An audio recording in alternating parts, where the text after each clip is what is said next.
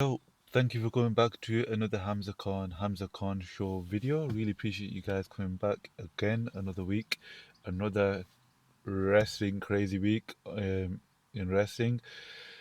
We just came off Saturday night's main event, which was banging.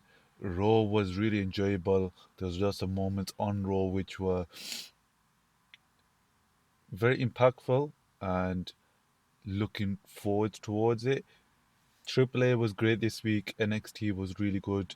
Plus, um, SmackDown was also good. I enjoyed SmackDown. It wasn't a case where previous weeks where it can be a bit tedious and there's not as much enjoyable moments. But this week it was definitely a lot better and I enjoyed it as well. We'll start off with Saturday night's main event because that's what we've just come off from, which was one of the best PLEs of the year so far. Similar to how the the first Saturday night's main event was, this one was really well done from beginning to end. The way they use those kind of highlight promos and they put at the beginning before the matches, the interviews throughout the show between the competitors, which just gave you a remindance of what they're fighting for, who the character is, and what they're doing going forward. We started the show with the um, triple tag team match, Rhea Charlotte Alexa versus um, Jade, BFAB, and um, BFAB and Michin. Uh, that tag team match really well done. I enjoyed that match. It was the right move in terms of the Jay Cargill and Michin and BFAB getting the win, but it did not make anybody look bad at all. It was just at the end, it was just a miscommunication and a little bit of a you're acknowledging each other, Charlotte and Rhea, but he's here to come and capitalize. I think everybody had outstanding moments in that match. Michin and BFAB looked really well done, really good in that match, and it was very competitive for them. It wasn't a case where it was like a standard Raw SmackDown kind of um, 3-on-3 tag team match where you kind of expect a certain competitor to take the pin. It wasn't that in this case, and especially going into Clash in Italy next week, which is looking to be a very big show as well. I am very interested to see what happens there and what goes on with regards to between um, Jade and Rhea, and it's really got me interested in the story, especially since it is kind of a repeat of what happened at Wrestlemania, but it was so much more. It feels so much more developed, and I really enjoyed it. One point I do want to make is going into this match from SmackDown, we had the tag team match between Charlotte and Rhea versus Fatal Influence, and seeing JC Jane out there before the match going ahead was really enjoyable. I really liked it. I thought she was outstanding on the mic, and she brought a essence which really got me in the mood of I wouldn't mind if JC Jane won this WWE Championship. If somehow we can make it so that it's JC Jane versus Rhea Ripley at Clash in Italy, and we get this major upset, I wouldn't be mad about it. And I feel like she would do an amazing job, especially pushed. She definitely can do it in this division. But that's just a side. But overall, that match was really well done, and I enjoyed that match. The following match was the what did we have afterwards?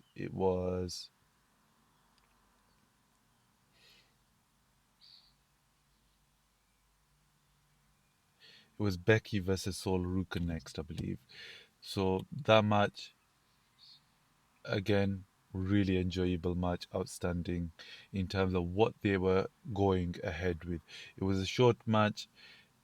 You highlighted Sol Ruka, you saw the kind of smarts of Becky Lynch. I really enjoyed how she made her entrance before the match. She came out of the locker room and she walks out, she pulls up, and then she goes out there. Um, Bit of a miscommunication in how did Lillian Garcia figure out that, because what the spot was Sol Ruka went for the stall snatcher, Becky Lynch pushed the referee in the way the referee took the stall snatcher. Referee's knocked out. Don't know why in any other match the referee would just roll out the way. We wait for another ref to come out. But in this match, somehow Jessica Carr was able to ring for the bell and psychologically tell Lillian Garcia that real Sol Ruka won because of disqualification. How does that make any sense? I don't know. But I enjoyed that Becky Lynch went back out there and gave Soruka like 10 manhandle slams. She deserves it. And I like whenever Becky Lynch does go out there and kind of does a beatdown like that, I feel like she's one of those competitors that actually listens to the crowd. When you hear the crowd saying one more time, she actually gives it to them and she gives it one more time. And I think that's something that a lot of wrestlers do kind of forget about. And uh, I think it's something that she does really well, and there's no surprising there. She's one of the greatest women wrestlers of all time. It's not just her saying it; many people are saying it. But during that match, now we're going towards the clash in Italy match next week on Sunday between Sol Ruka and Becky Lynch for the Intercontinental Championship, rather than this match being without the Intercontinental Championship. And I really enjoy what's gonna happen on Monday Night Raw going forwards for that. Um, Following match, which I think should have been the main event. They talked about it throughout the show, the prestige, the importance of the Intercontinental Championships, the back and forth between Ethan Page and Penta in the promos, in the kind of hype packages. This should have been the main event. They banged it out of the park, move after move. The crowd was so into it, and there's no. It was. I feel like there was a rumor of it being the main event, but I feel like that was a very big opportunity missed in that match. That's my only like. If we're talking about bad things about the match, and that's not something that they can really decide on, it's just kind of whatever management kind of decide on. Either page always puts on really well done matches. So does Penta. The back and forth, the near finishes, the um, reversals, um, the intelligence of Ethan Page, the athletic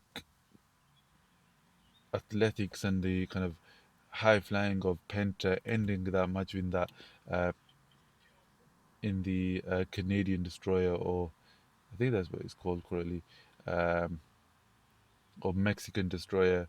Um, really well done to that match. It protected either page. Either page can definitely go on from there, because I believe there was like a spot where the ref was very slow to count. I really enjoyed where Ethan Page, he took the ring post, took the kind of rubber from one of the ring posts, and then the ref saw him.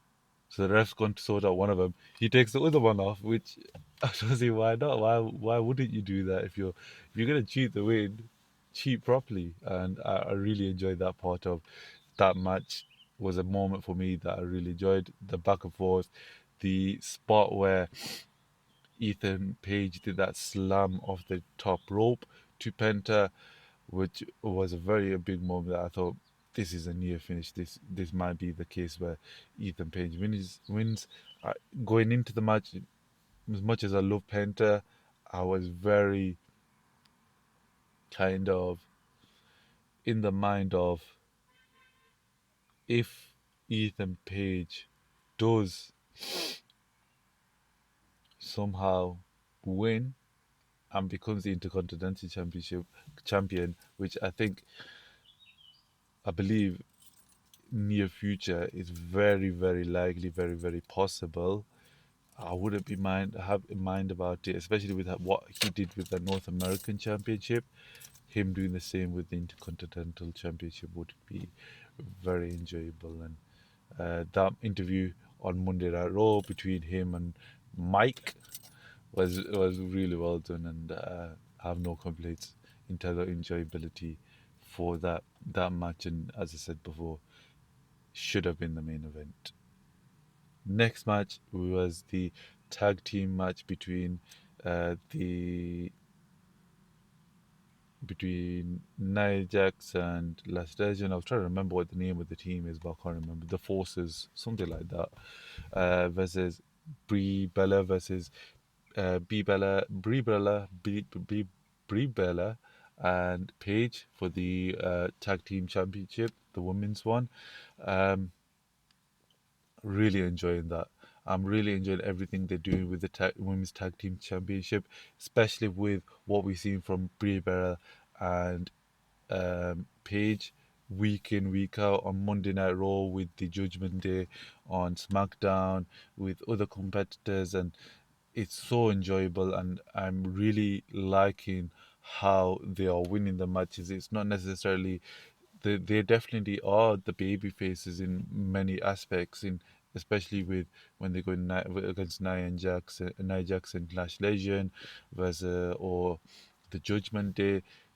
They are very kind of like the baby faces with those guys, but they still kind of somehow underdog way getting the win, where you're pulling up the ties, you're kind of rolling up one person, and then Brie Bella's putting their foot on the other person to kind of like push it down, and you get two people basically pinning one person, and I'm really enjoying that. I'm really enjoying what I'm seeing from Paige as well. She's looking really good, and I have no complaints about that tag team match, and it definitely deserved its place on the card.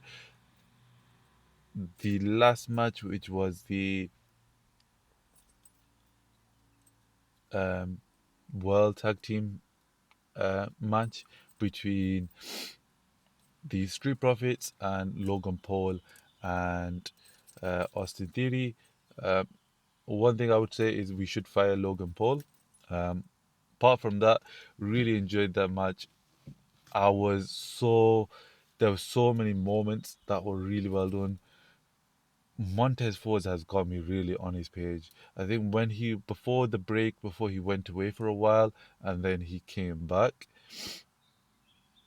from what happened in SmackDown with the Wyatts, he wasn't. I didn't really. He was there, but he wasn't doing much for me. But both of them, Montez Force and uh, Dawkins, are really getting me over. I'm really enjoying them in their matches, everything they're doing from Monday Night Raw, with what they kind of how they're dealing with the Vision, their involvement with Seth Rollins, and the kind of way they're dealing with the matches. It's just really well done. You see the communication, you see the logic between them. The spot where Montez Ford is jumping over that corner post, which is he's doing it every week. The keep up after the clothesline from Logan Paul. The beginning of the match where Montez Ford, you see the gloating of Logan Paul, and he's kind of getting involved with the crowd.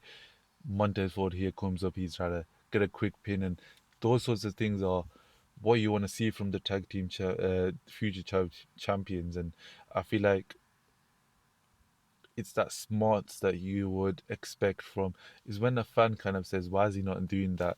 They're doing everything in that case, and it's keeping you kind of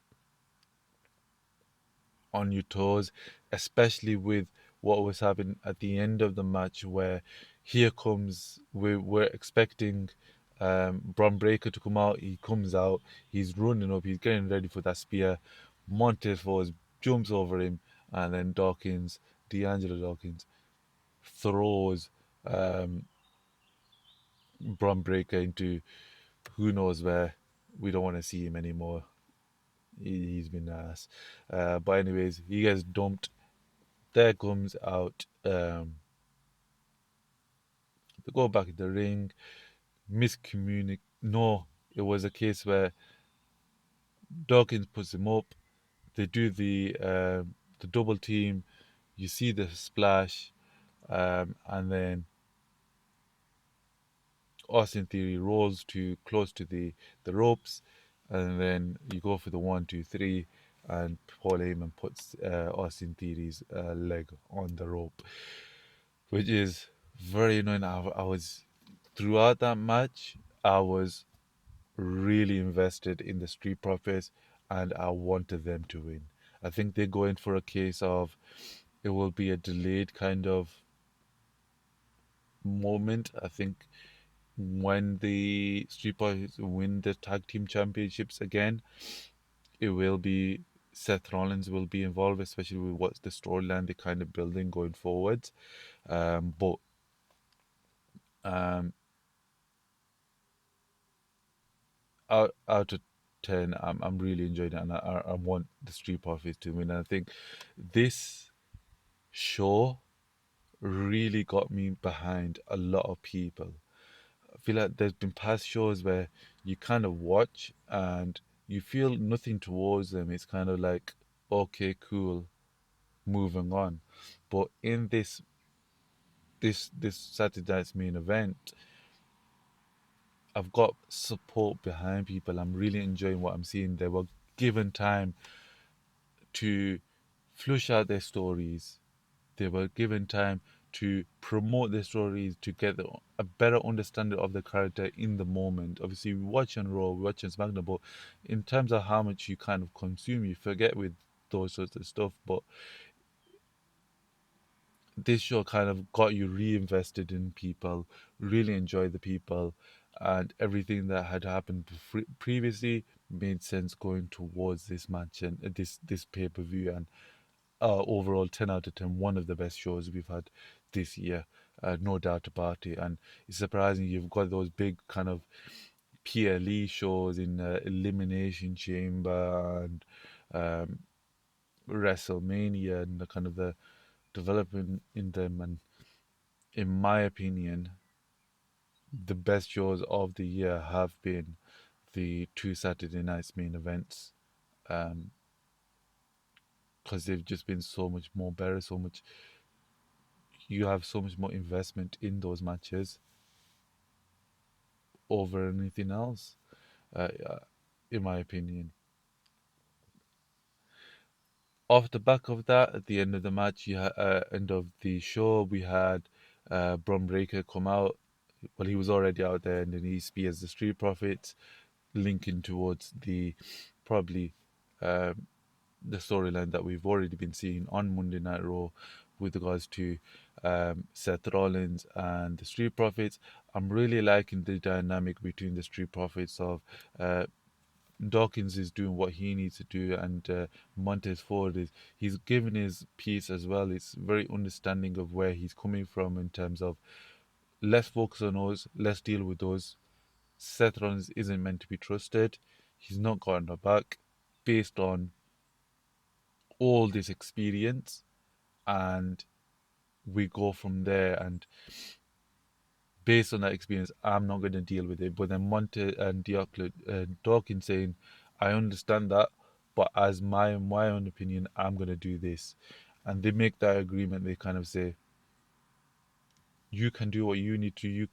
I'll do what I need to do. We're on the same page. When we're in that tag team match, we're going to be on the same page, which I really enjoyed. And in the ending of Raw, we had the beginning of the show with Seth Rollins kind of coming out. He's asked for a match. We've got the match made in place for Seth Rollins and Austin Theory after Seth Rollins called up Braun Breaker, but Paul Heyman said, no, we'll send him Austin Theory. You run the play. Um, Austin Theory comes out, Seth Rollins out there. They go back and forth in a really competitive match. I really enjoyed how commentary brought up the past between those two guys and the level of play towards the injured leg of Seth Rollins. How they developed that throughout the match was really well done. Of course, as expected, it ended in kind of schmoz and kind of craziness where the Vision's out there, uh, Dawkins comes out, then Montez Ford comes out, and it's just a crazy back and forth, and spears are going everywhere, and it ends in the show where Seth is facing uh, Braun Breaker. He's been nearly beaten up, Seth Rollins, and Braun Breaker and the Vision are all looking strong at the top of the ramp, which I thought was interesting to see what's going further from there. What I would like to say, I'm not liking what I'm seeing so far from um, Braun Breaker. He seems to be, bar from his what he's doing in the ring, his promos, his attitude, his the way he mocks Seth Rollins is not giving badass. If I'm being honest, he's kind of that annoying kid that you just don't like. And sure, he can spear people and he's very destructive, but is this a guy really that we should be pushing for a world heavyweight championship currently, based on what he's doing as a promo wise and what we're seeing from him backstage? No, he isn't. If you're looking at those members in the Vision, as much as we should fire Logan Paul, out of all three of them, he should be world heavyweight champion. If you're going to push someone to be that world heavyweight champion, Braun Breaker's going to have to take a step back, in my opinion.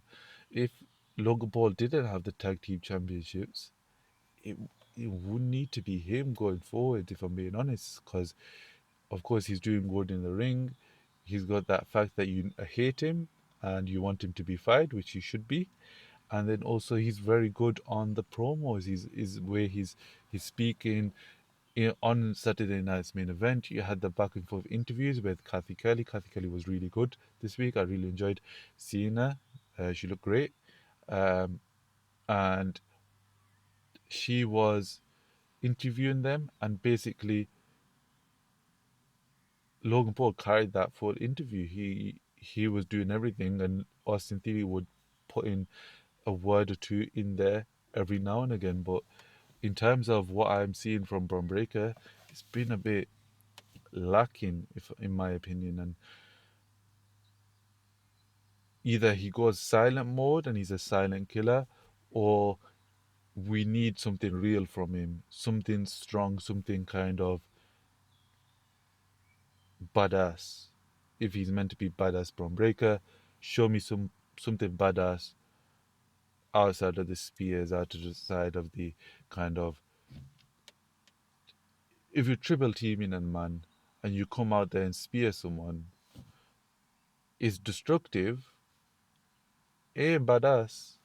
Badass is if you're versing three people and you spear all three people. That's badass. And that's something I feel like that is very lacking from Braun Breaker currently. Outside of that, linked in that story, what I really enjoyed this week, and I want to see more from him in a different aspect than what we've been seeing so far, is LA Knight. LA Knight was back this week. LA Knight was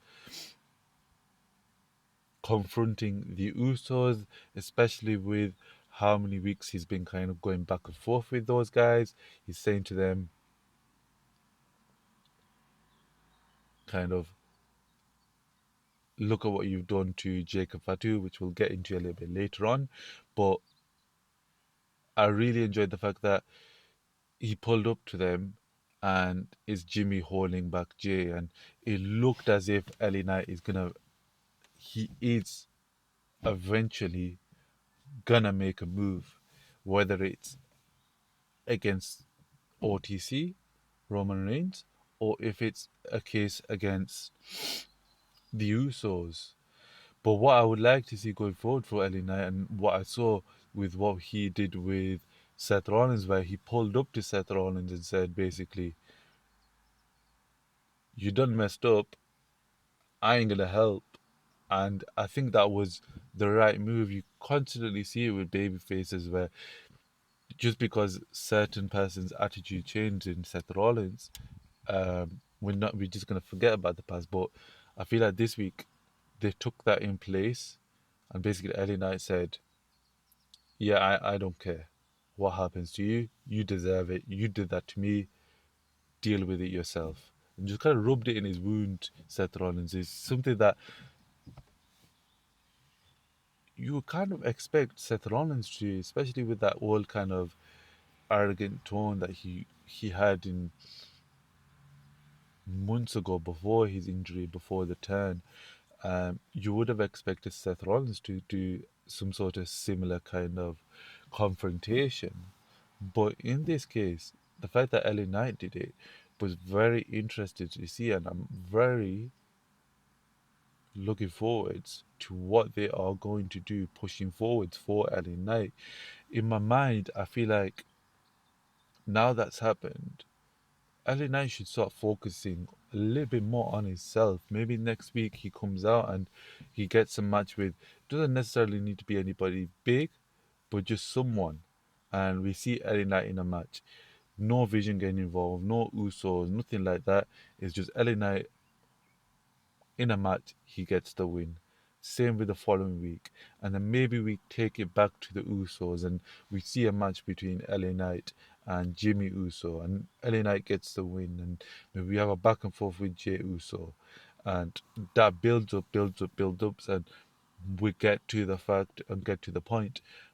We've got so much momentum on LA Knight that we can have LA Knight versus Roman Reigns again, and we can pull that back and we can relive that story and rebuild that story of LA Knight's goal that he's been saying throughout the years, which he's kind of forgotten in his character, in my opinion, is chasing that World Heavyweight Championship, that WWE Championship, whatever the case. And that was that is something I want to see from LA Knight going forwards. And I really enjoyed what I saw this week with LA Knight. Talking about the Vision, craziest and biggest moment of the full show, the return of Brock Lesnar, which was so unexpected. No one knew or expected this to happen. I feel like myself, I was very on the fact that Brock's gone, Brock's retired. Turns out that's not the case. Here comes Obafemi for his open challenge. Everybody's hyped, everybody's ready to go. You're gonna see who's gonna come out. Is anybody gonna come out? If someone comes out, if someone doesn't come out, what is Oba gonna do? We didn't get that case. We didn't need that answer. Brock comes out, four F5s. I feel like he should have bought five, but four's good enough in that scenario. And he really killed Obafemi. And I'm expecting, based on what I've kind of heard from other people and what their opinions on it, and I feel like I agree with aspects of it. This needs to be a 3-part series. WrestleMania was part one. Clash in Italy is going to be part two. And um, part three should be at SummerSlam between Obafemi and Brock Lesnar. Maybe in some sort of like street fight or no rules or whatever, last man standing, something like that, some stipulation to kind of give it that edge. You could even chuck a Hell in a Cell, and I wouldn't be mad about that. That would be really, really well done and really kind of a culmination of what that storyline. My hope is, and I don't think they're gonna do it, that Oba wins at Italy. I doubt it 100%. It'd be so stupid if that was the case. You bring Brock back just to have Oba beat him again, which makes no sense unless you go with the fact that Oba beats him, Brock comes out, he's at the end of his career. He says to Oba, one more match at SummerSlam. If you beat me, I retire. And we go with that. And maybe you lean into Oba Femi being a heel and Brock Lesnar being the babyface. But that's going to be one of the things I'm looking forward to. Paul Heyman's attitude, top 10. He's been having a good week this week, so no surprises there. I really like that what's going on with where they're going. It's a bit of a disappointing fact because in certain aspects where it was a very good retirement match for Brock Lesnar, and it was a really good moment where people really enjoyed it. But at the end of the day, especially with how they kind of tonology of how they uh, went about when Brock Lesnar quote unquote retired, it makes sense that he isn't technically retired, and we could have a big blow off at SummerSlam. Hopefully, the last moment and last kind of big thing on Raw. Actually, before I get to that, the Tornado tag team match between the uh, El Grande Americanos and the other Americanos, top 10, amazing. I'll enjoy that. But big moment on Raw, beginning of the show, Roman Reigns and Jacob Fatu, the back and forth between those two. Begin the match, here comes Roman Reigns. He's going to call out Jacob Fatu. Before he could even do that, here comes the Usos, who have uh, come out to call out Jacob, who's already in the ring, getting hyped up. They go back and forth. Jimmy is trying to keep a cool head, not working for Jacob Fatu, and they go throwing back and forth. And Jacob Fatu looked really strong against the Usos. Jacob Fatu, he's got the upper hand. He's used that tongue and death grip to kind of reduce the impact of the Usos together. Here comes OTC.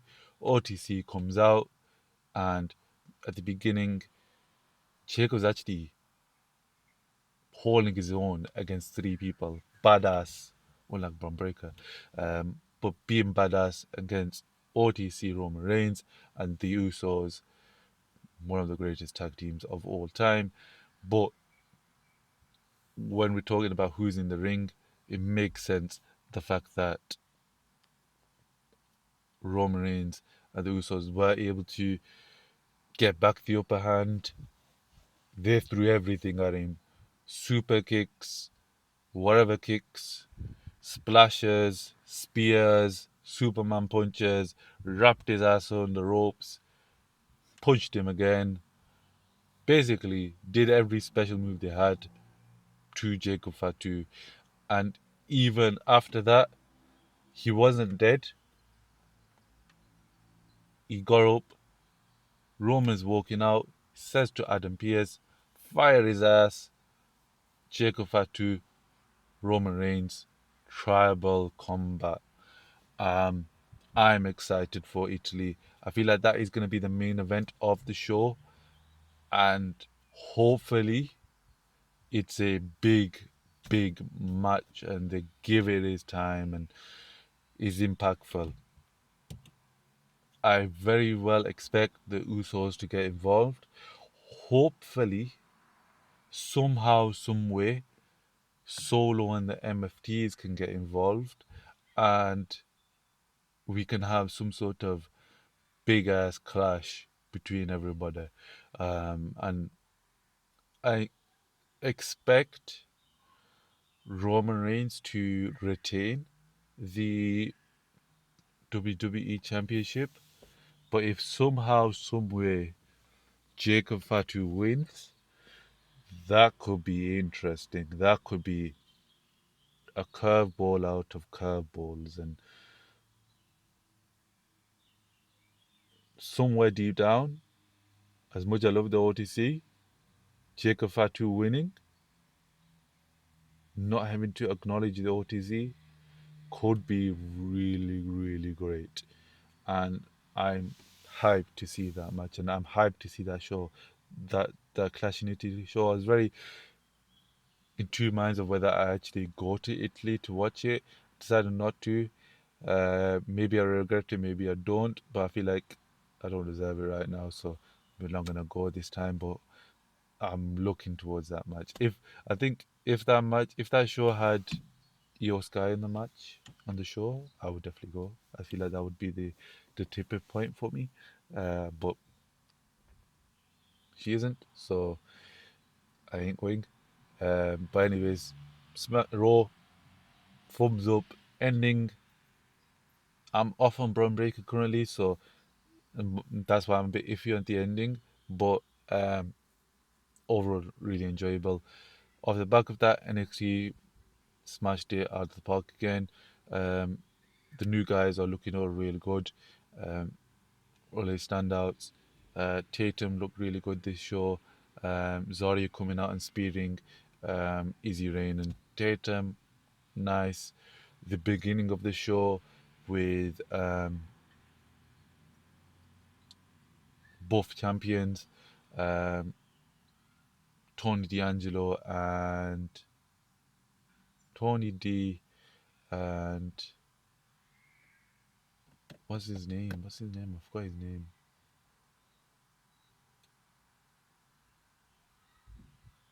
The North American champion. I forgot his name for the second, but he was really good as well. Enjoyed that match. I like the ending. I like the arrogance of that new guy. I forgot what his name is, but Mason Rook looked really good as well. Overall, um, NXT was really good. Ending of the show, Saquon Sugars being taken out of the dark state. Unexpected. I didn't think it would happen like that, but if we're having Dion lead the group, two leaders can't really. You can't have two leaders at the end of the day. SmackDown, as I said before, the beginning, enjoyable show, way better than previous weeks. Um, Started the show with the women's coming out with the Rhea Ripley and everything. We talked about that previously. Um, Main pointers of the show really enjoyed was everything that's happening with Trick Williams and um, Carmella Hayes, them running it back, having that match, and Ricky Saints coming out, that arrogant guy, and he's out there, he gets involved, and both competitors look really strong in Ricky Saints and Trick Williams and Carmelo Hayes, which was really well done, and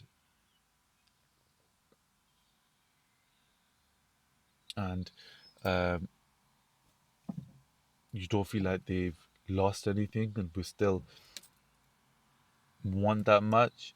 I feel like Leo Yoi was really good as well. He he did what a manager should do. He shouldn't be. You shouldn't have a manager and say you have to go and have that match and push for that match. Lordy lordy da. He's actually saying to Trick, you got things to do. Let's forget Carmelo, but obviously you hit his ego. So Trick Williams had to do something, and they had that competitive match was really good. So overall enjoyable, and I've got no complaints in there. Um, Everything happening with the MFTs, I feel like we're getting back on track with the MFTs. Tala Tonga beat Shinsuke Nakamura. Shinsuke looked really good in the match, and it's very nice to see Shinsuke back in getting in competitive matches. But MFTs look really good. I feel like we're getting back on track now. You had the match between Solo versus Damien, back and forth, really well done. Solo gets the win because of the involvement. What I didn't understand was Tama Tonga saying to Solo, you need to do it on your own. and but then not do it on his own, which was weird. Royce Keane getting involved. I want to see what I feel like they need to pull the trigger on the story between Royce Keys and Solo. Is Royce Keys joining or is he not joining? Is what I'm saying. We need to find out. Let's not drag this on any longer. Let's get to the let's get at it at this point between them. But overall, good. I'm liking where they're going with it.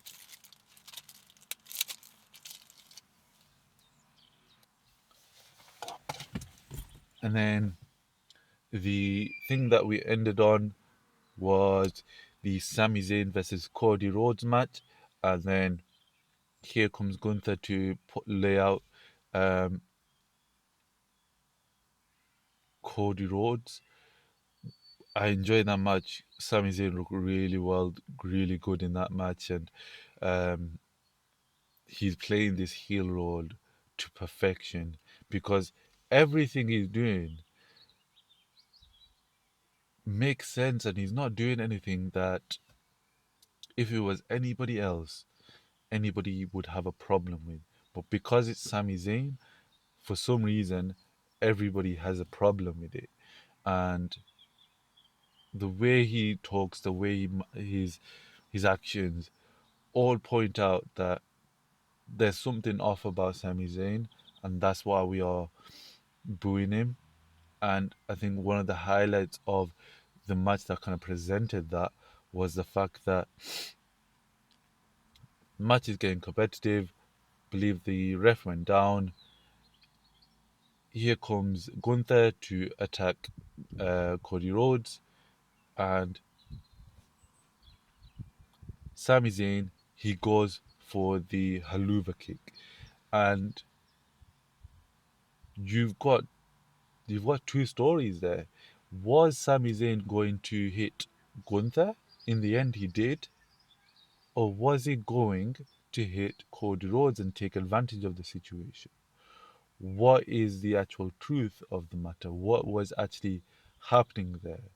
Because you got two aspects. Obviously, what happened was Cody got out of the way. Sami Zayn hit Gunther.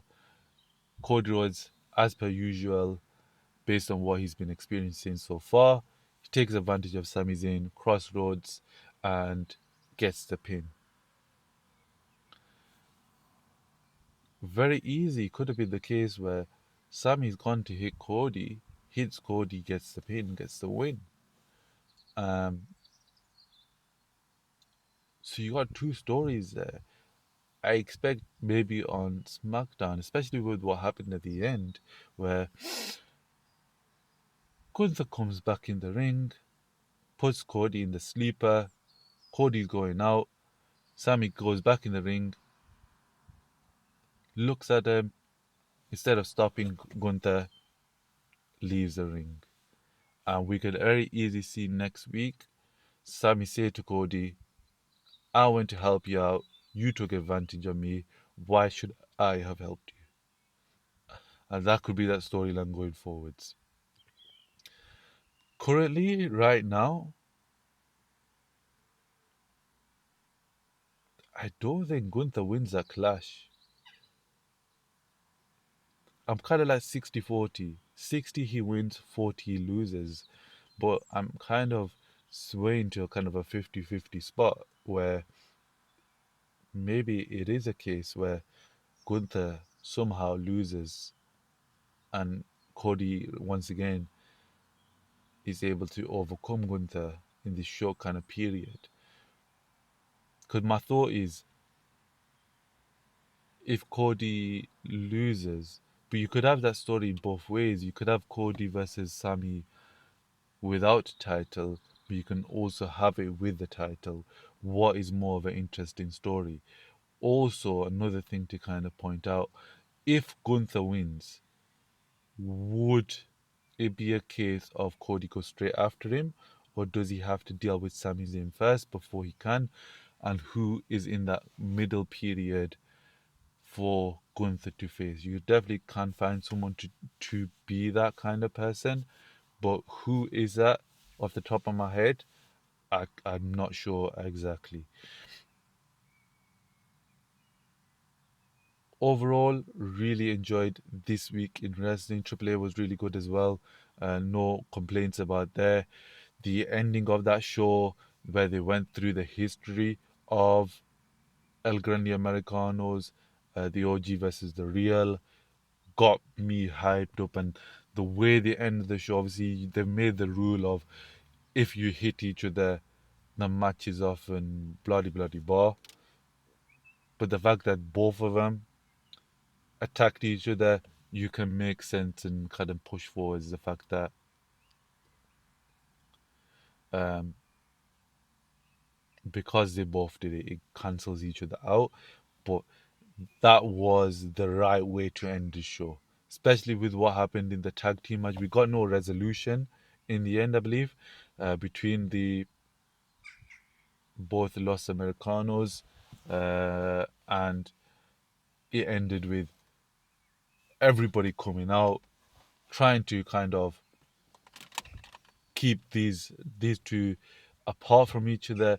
It times 10 the importance. And as a visual aspect, if you're not someone who's kind of followed the story throughout, you're looking at that match and you're thinking, this is serious compared to how sometimes they treat it on Raw. On um, AAA, this is a serious match, and that mask versus mask match next week is hype, hype, hype.